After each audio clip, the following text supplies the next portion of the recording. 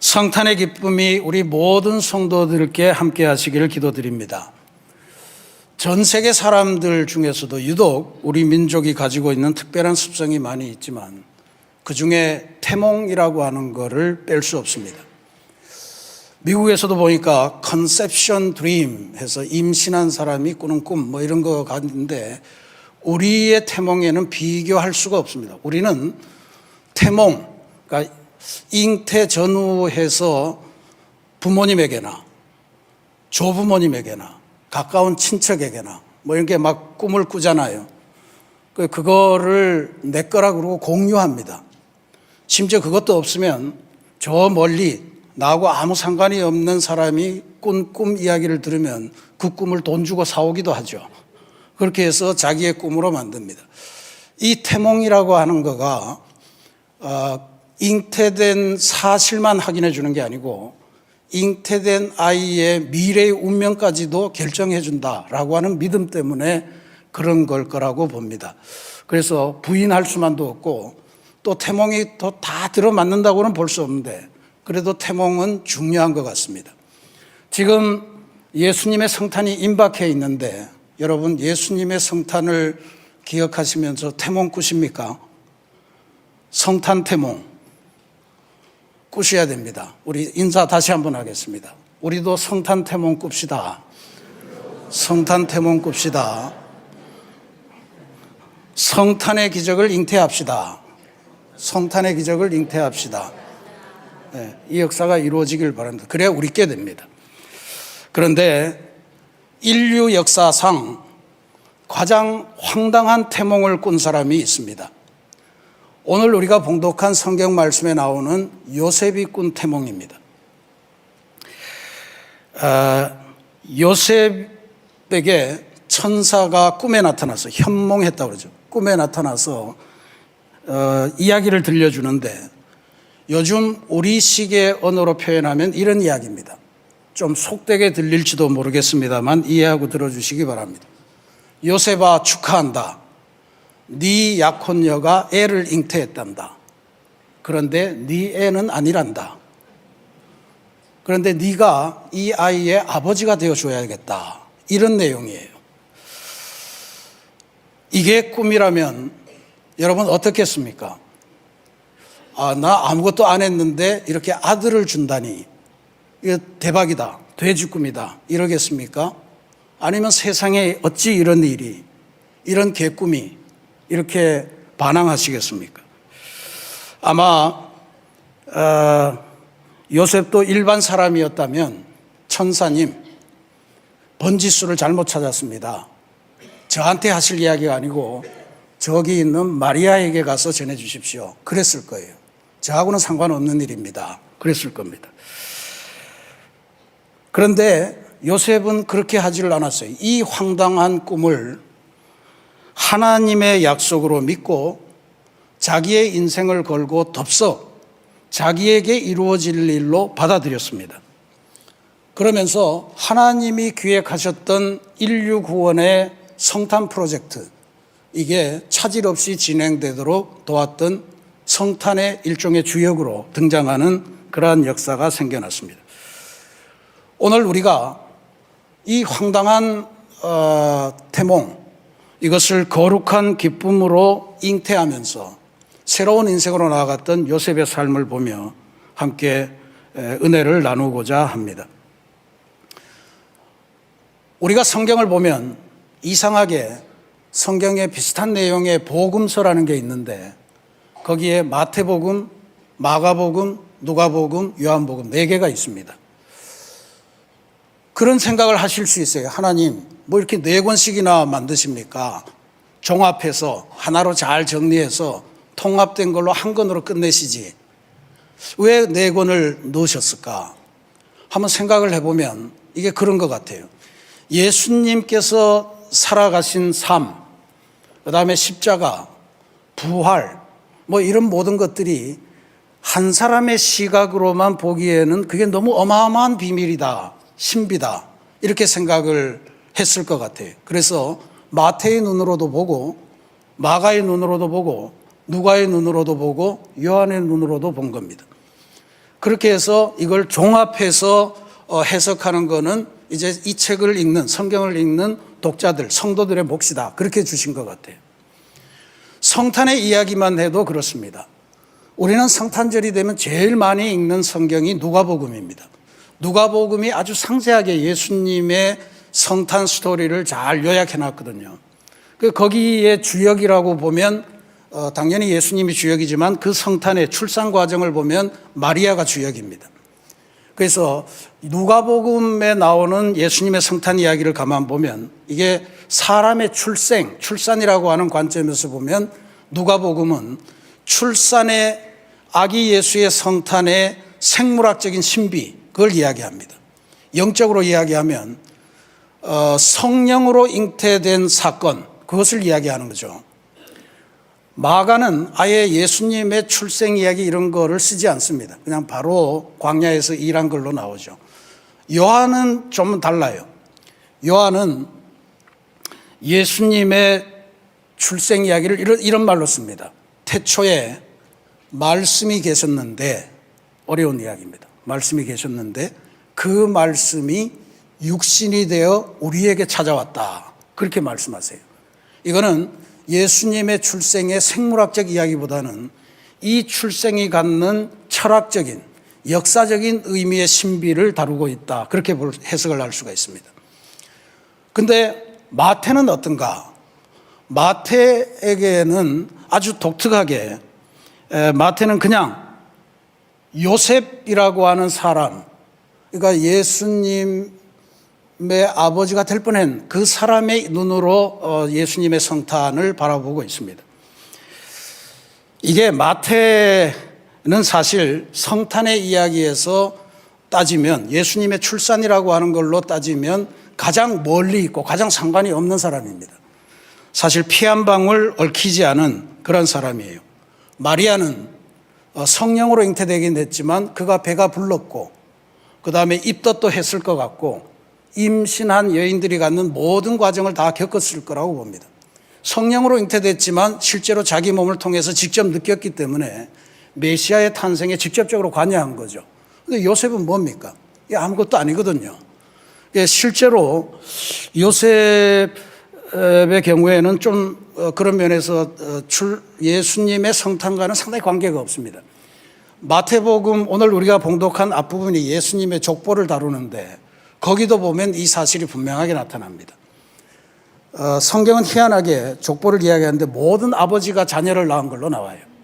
아브라함이 이삭을 낳고 이삭이 야곱을 낳고 전부 다 아버지가 낳아요. 실제는 엄마가 낳았는데도 족보는 그렇게 되어 있습니다. 근데 요셉에게 해당되는 구절 16절에 보면 이렇게 됩니다. 야곱은 마리아의 남편 요셉을 낳았으니 마리아에게서 그리스도라 칭하는 예수가 나시니라. 요셉은 예수를 낳고 이렇게 되지 않아요. 그냥 야곱이 요셉의 아버지가 요셉을 낳았고 그 다음에는 요셉의 대가 끊어지고 마리아에게서 예수가 나니라. 그렇게 되어 있습니다. 요셉이 소외된 그런 내용이죠. 이게 마태복음은 왜 이렇게 요셉을 선택해서 성탄 이야기를 기록하고 있는 것일까 하는 게 오늘 우리가 살펴봐야 될 내용입니다. 저는 이게 요셉이 자기하고 아무런 상관이 없는 예수님이 오신다는 이 사건, 그거를 그 예언을 온몸으로 받아들이면서 그 사건에 자기가 직접 뛰어들어요. 그래서 그 뛰어드는 참여를 통해서 그 신비를 자기의 것으로 만드는 그러한 어마어마한 기적을 행했다. 저는 그렇게 봅니다. 그래서 마태복음에 나타난 이 성탄의 신비를 누가복음은 출산의 생물학적인 신비, 요한복음은 출산의 철학적인 신비라고 본다면 마태복음은 참여를 통해 이루는 성탄의 신비, 뭐 이렇게 정리할 수 있을 것 같아요. 성탄이라고 하는 것은 그냥 어떤 존재가 이 땅에 툭 떨어져서 와서 세계를 구원하고 뭐 그런 이야기가 아닙니다. 성탄이 성탄되기 위해서는 누군가의 고뇌에 찬 결단이 있었고 그리고 그 고뇌에 찬 결단 속에 자기의 인생을 들어서 그 일에 참여하기를 선언하고 그리고 모든 희생을 감수하는 그런 것이 있었기 때문에 성탄의 프로젝트가 완성되었다는 것. 그걸 저는 마태가 기록하려고 했을 거다, 그렇게 짐작합니다. 그래서 오늘 요셉이 성탄에 참여하는 상황만 잠깐 보겠습니다. 요셉에게는 정혼, 약혼한 마리아라는 약혼녀가 있었습니다. 보통 1년 전에 약혼하고 1년 뒤에 결혼을 해서 정식으로 가정을 꾸리게 되어 있습니다. 그런데 이 약혼하고 결혼하기 중간에 거의 결혼이 완성되는 시점에 약혼녀 마리아가 임신을 했다는 소식이 천사에게서 들려왔습니다. 이거는 정말로 황당한 사고죠. 요셉의 일생에서는 진짜로 하늘이 무너지는 것 같은 사고입니다. 삶의 모든 계획이 다 틀어질 만한 비상 상황이에요. 그러니까 그 이야기를 천사에게서 듣고 이게 도대체 이 사고를 내가 어떻게 수습해야 되나 하는 속에서 번민을 많이 했을 텐데, 요셉은 그 이야기를 듣고 그것을 하나님의 말씀이라고 여겨서 순종하는 순간에 그의 인생에서 사고가 기적적인 사건으로 바뀌는 그러한 놀라운 체험을 하게 됩니다. 천사의 계시를 듣고 받은 상황은 이런 이야기죠. 약혼녀가 너를 배신하고 다른 어떤 존재의 애를 가졌다, 이런 이야기입니다. 그리고 그 다음에 이 황당하고 절망적인 상황이 전혀 변화되지 않는데 이 상황에 대한 해석이 바뀌면서 요셉의 삶에 변화가 생깁니다. 그냥 상황은 내 약혼녀가 나를 배신했다 하는 것인데, 천사의 계시를 듣고 바뀐 해석은 하나님께서 내 약혼녀와 또 나를 통해서 하나님이 갖고 계신 모종의 계획을 실현해가는 중이시다 라고 하는 것으로 해석이 바뀝니다. 그러니 그런 해석을 하게 되면서 요셉이 이 사건에 적극적으로 개입하게 되고 이 사건을 적극적으로 실행하고 돕고 하는 그러한 역할로 자기의 삶을 바꿉니다. 오늘 우리 성도들의 삶에서도 그런 거는 가능할 것 같아요. 우리가 살아가면서 기쁜 순간 같은 게 있잖아요. 근데 기쁨이라고 하는 거가 우리를 괴롭히던 여러 가지 문제들, 이런 것들이 깨끗하게 말끔하게 정리되어서 기쁜 순간, 그건 당연히 기쁜 일이죠. 근데 상황은 전혀 변화되지 않는데 그 고난을 바라보는 시각, 고난에 대한 해석이 바뀌면서 내 마음이 평안해지는 경우가 생깁니다. 그토록 속색이던 아이들, 자녀들의 문제가 가만히 옆에서 각도를 틀어서 보니까 이게 저 아이도 크려고 하는 거겠구나, 저 아이에게도 뭔가 도움이 필요한 거구나 하면서 그 아이가 사고뭉치로 보이다가 어느 순간에 극률하게 바라봐야 될 요소가 생기고 그러면서 점점 사랑스러워져 가는 경우가 있습니다. 아이는 변한 게 없어요.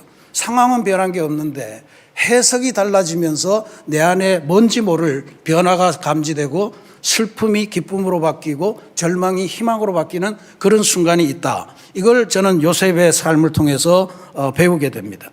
요셉은 마리아처럼 예수를 온몸으로 잉태하고 그 출산의 고통을 겪은 건 아니지만 그래도 그 자신에게 생겨난 이 황당한 역사, 그것들이 비단 하나님께서 내게 고난을 주시기 위해서가 아니고 하나님께서 나를 통해 뭔가 하실 일이 있다라고 하는 것을 받아들이면서 그에게 고난이나 절망의 상황이 완전히 바뀌어졌다라고 하는 거죠. 그래서 이게 지금 천사가 했던 이야기, 네가 아들을 낳을 것인데 마리아가 아들을 낳을 것인데 이름을 예수라 해라. 그 예수라는 뜻은 온 인류를 죄의 구렁텅이에서 구원하실 존재다. 그리고 임마누엘이라는 뜻을 갖고 있다. 내가 영원히 너와 함께 하겠다. 이런 모든 것들을 다 종합해 보니까 결국은 지금 하나님이 나 하나만 수긍을 하면 하나님께서 우리 가정을 통해서 위대한 일을 지금 만들고 계시다라고 하는 것을 증명하는 순간이다 하는 걸 받아들인 거예요. 그래서 이것을 기쁨으로 수용하면서 요셉의 삶도 바뀝니다. 요셉이 이 꿈에서 깨어나면서 곧바로 천사가 말한 그대로 하나님의 말씀임을 믿고 정상적으로 하면, 정상적인 인간의 입장이라면 이 배신한 여인, 이 여인을 어떻게 내칠까 하는 것을 고민해야 되거든요. 율법에 따르면 정혼했거나 결혼한 여인이 부정한 일을 겪었을 때는 동네 주민들이 와서 돌로 처형할 수 있도록 그렇게 되어 있습니다. 그런데 요셉은 이것을 하지 않고 정식으로 마리아를 데려왔다. 그렇게 성경이 기록하고 있지 않습니까? 데려왔다라고 하는 거는 진짜로 이제는 정혼하고 결혼식을 거행하고 마리아를 정식으로 내 부인으로 맞이하겠다라고 하는 결정을 한 거예요. 사람들이 얼마나 비난했을까 상상을 해볼 수 있습니다. 저 부정한 여인과 함께 살아? 너 뭐 문제 있는 거 아니야? 아내 관리를 그렇게 못해? 바보 녀석아? 혼전 임신해? 뭐 온갖 가지 욕을 다 했을 거라고 봐요. 근데 요셉의 마음속에는 이미 새롭게 해석된 하나님의 말씀이 있어서 내가 지금 이렇게 걸어가고 있는 길은 하나님이 나를 통해서 우리 마리아를 통해 주신 그 아이를 통해서 하나님의 위대한 구원의 역사를 만들어가고 있다라고 하는 사실이 확신으로 와 있었기 때문에 그러한 것들이 전혀 문제가 되지 않고 절망한 상황, 그것이 변해서 기쁨의 소명의 상황으로 변화되는 그런 사실을 경험하게 됐습니다. 하나님은 이런 요셉에게 확실하게 한 가지를 더 주문하십니다. 바로 네가 확실하게 이 태어날 아이, 성령으로 잉태된 이 아이의 확실한 아버지가 되어라. 그래서 내가 이름을 지어줄 테니 네가 그 아이에게 이 이름을 고스란히 전해주어라. 이렇게 말씀하십니다. 아들을 낳으리니 이름을 예수라 하라. 이스라엘 백성에게서 이름을 지어준다는 것은 아버지의 고유한 권한이었습니다. 요즘 우리나라에서는 할아버지들이 이름을 많이 지어주는 것 같은데 이스라엘에서는 안 됩니다. 아버지가 지어줘야 됩니다. 아버지가 지으면서 부자관계, 부녀관계를 확실하게 정하는 겁니다. 요셉은 마리아처럼 예수님을 몸으로 친히 출산하는 그런 경험은 없었지만, 그래서 혈연의 아버지는 될 수 없지만 믿음의 아버지, 영적인 아버지, 율법이 정하는 아버지의 노릇은 확실하게 할 수 있도록 하나님께서 길을 열어주신 것인데 요셉이 그 초청을 아주 기꺼이 받아들이고 그렇게 고스란히 수행합니다. 요셉에게 이 기쁨이 도대체 뭐였을까? 나는 지금 이 일과 아무런 상관이 없고 이 일에서 빠져나가는 게 내가 사회적으로 살 일인데 도대체 나는 이 상황에서 뭘 해야 되나? 저는 요셉에게 들었던 가장 큰 감정, 그것은 하나님이 지금 나를 필요로 하고 계신 거 아닌가? 하나님이 천사를 보내서 나에게 이런 역할을 맡기시네. 내가 이거를 수용해야지 라고 하는 그러한 확신을 가졌을 것 같습니다. 내가 하나님의 계획에 꼭 필요한 사람, 하나님의 계획의 적임자라고 하는 그 생각, 그 기쁨을 가지고 이 어마어마한 사건, 절망의 상황을 기적의 삶으로 변화시켜내는 그러한 위대한 역사를 감당했다 하는 것을 우리가 요셉에게서 배웁니다. 사랑하는 우리 새신교회 성도 여러분, 성탄의 계획에 참여하고 성령으로 잉태됐다는 황당한 이 소식을 하나님의 약속의 말씀으로 받아들이고 그 아이를 영적으로 품어 안음으로써 요셉은 적극적으로 하나님의 계획에 참여하게 됩니다. 온갖 비난이 있을지라도 하나님의 말씀대로 하나님께서 주신 일들을 마리아를 데려오고 아이 이름을 예수라 하고 그 다음에 필요한 일을 모든 것을 감당하면서 메시아를 품어 안고 기르는 역할을 감당했습니다. 이 모든 것의 핵심이 뭐겠느냐? 저는 그게 하나님께서 들려주신 말씀을 그의 안에서 받아들이고 그것을 새롭게 해석해내면서 자기 삶의 원칙으로 원리로 만들었다는데 요셉의 삶의 변화에 결정적인 역사가 있었다. 저는 그렇게 확신합니다. 하나님의 말씀을 접하고 그 말씀을 나에게 주시는 말씀이라고 확인하고 그 말씀을 따라 순종해 갈 때 절망했던 인생이 기적의 인생으로 변화되었다 이겁니다. 이 말씀이 중요한 거예요. 우리가 하나님의 말씀에 들러붙는 것, 그게 가장 중요한 일입니다. 우리가 2026년에 희년행진 세 번째 해, 창립 50주년을 향해서 이제 세 번째 해를 달려가는데 저는 오늘 요셉이 변화된 성탄과 아무런 관련이 없었던 이 사람이 성탄의 주역으로 바뀌는 이 사건이 우리의 삶에서도 나타나기를 바라면서 오늘 간지에 나눠드린 대로 맥체인 옹겨우 성경 읽기 운동을 새해 시작하려고 합니다. 그동안의 성경 통독이라고 하면 창세기 1장부터 시작해서 레위기, 민수기 막 쫙 이렇게 가서 아주 지루한 과정도 밟아야 되는데 이 맥체인 스코틀랜드의 그 17세기 사람인데 성경을 교우들이 어떻게 하면 지루하지 않고 지치지 않고 읽게 할 수 있을까 해서 성경을 4가지 기둥으로 요약을 합니다. 첫 번째는 하나님께서 인류를 창조하신 기둥. 두 번째는 그 창조의 기둥 속에서 이스라엘이 바벨론에 멸망하고 다시 회복되는 기둥. 그래서 에스라부터 새롭게 시작하는 거예요. 그 다음에 신약 성경에 와서는 예수님이라고 하는 새로운 왕, 그것을 하나의 기둥으로 보고 예수님이 승천하시고 성령을 보내셔서 교회를 만드시고 교회를 통해 하나님의 나라로 나아가는 그것을 또 하나의 기둥으로 봅니다. 그래서 이 4가지 기둥을 하루에 한 장씩 소화하는 거예요. 그러니까 예를 들면 창세기 1장, 에스라 1장, 마태복음 1장, 사도행전 1장을 첫날에 읽고 그 다음에 창세기 2장, 에스라 2장, 마태복음 2장, 사도행전 2장을 그 다음 날에 읽고 그렇게 갑니다. 그러니까 여러분들이 이건 참여하셔서 스스로 읽어 가셔야 돼요. 우리 목회실에서는 그 하루하루의 삶이 시작될 때마다 그 하루에 읽는 4장에 대한 말씀의 가이드를 매일 아침 내보내 드리도록 하겠습니다. 그럼 여러분들이 속회에 가서 내가 읽었던 내 이 구절 정말 열심히 성경 봤는데 이거 처음 발견했고 이 구절이 나에게 이렇게 의미가 있는 걸 봤어. 나 밑줄 치고 사진 찍고 서로 공유하고 뭐 이런 것을 통해서 성경 읽기가 지루하지 않게 말씀이 나와 함께 살고 말씀이 내 인생을 바꾸고 말씀이 내 인생을 인도하는 그래서 하나님이 기적 같은 인생으로 변화시켜주는 그러한 역사를 이번 새해에 우리가 만들어 보려고 합니다. 하나님의 말씀을 통해 우리의 마음은 아기 예수가 태어나는 가장 따뜻한 베들레헴 구유로 변화될 가능성을 갖게 됩니다. 그걸 요셉이 보여주신 거예요.